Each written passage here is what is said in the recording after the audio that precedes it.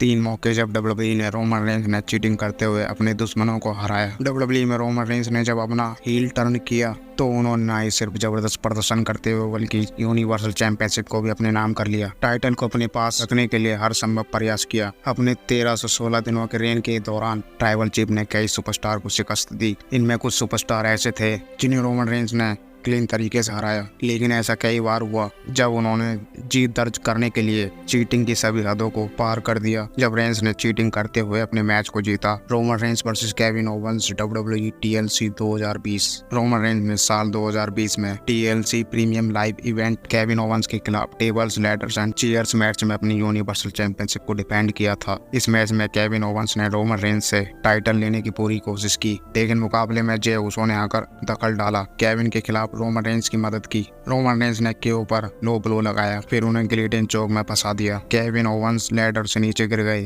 Roman Reigns title को निकालते हुए और इस मैच को जीत लिया। यह कहना गलत नहीं होगा कि रेंस चीटिंग करते हुए अपने भाई की मदद नहीं लेते तो आसानी से केविन ओवेंस 2020 में ट्राइबल चीफ की टाइटल रन का अंत कर देते। Roman Reigns versus Drew McIntyre WWE clash at the castle 2022। Roman Reigns को अनडिस्प्यूटेड डब्ल्यूडब्ल्यूई यूनिवर्सल चैंपियनशिप के लिए ड्रू मैकिंटायर ने चैलेंज किया था। इस मुकाबले में फैंस का समर्थन पूरी तरह से स्कॉटिश वॉरियर के साथ था। ऐसा लग रहा था कि रेंस को हराते हुए पहली बार फैंस के सामने और चैंपियन बनने में कामयाब हो जाएंगे। अंत में ड्रू मैकिंटायर ने रोमन रेंस पर स्पीयर भी लगा दिया था। जब वो पिन करने गए तो तभी किसी ने रेफरी को रिंग के बाहर खींच लिया। वो सुपरस्टार और कोई नहीं बल्कि ब्लड लाइन के नए मेंबर और द उसोस के भाई सोलो सिकावा थे, और इसे ड्रू मैकिंटायर का ध्यान भटका। रेंस ने मौके पर फायदा उठाकर ड्रू मैकिंटायर पर स्पीयर लगा दिया। एक बार फिर चीटिंग करते हुए रेंस ने इस मैच को जीता। अपनी बादशाहत को बरकरार रखने में कामयाब हुए। Roman Reigns versus Cody Rhodes WWE WrestleMania 39। इस मैच के दौरान द उसोस का दखल देखने को मिला,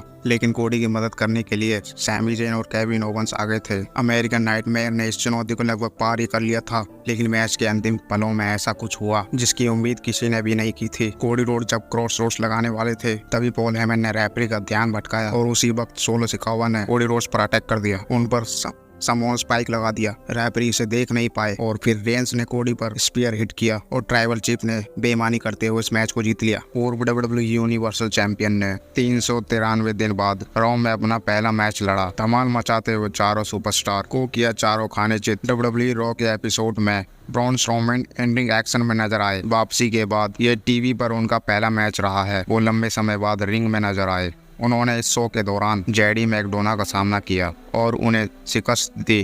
ब्रॉन स्ट्रोमैन वापसी करने के बाद से जजमेंट डे के खिलाफ दुश्मनी का हिस्सा हैं। मैच में पूरी तरह से ब्रॉन स्ट्रोमैन का डोमिनेशन देखने को मिला।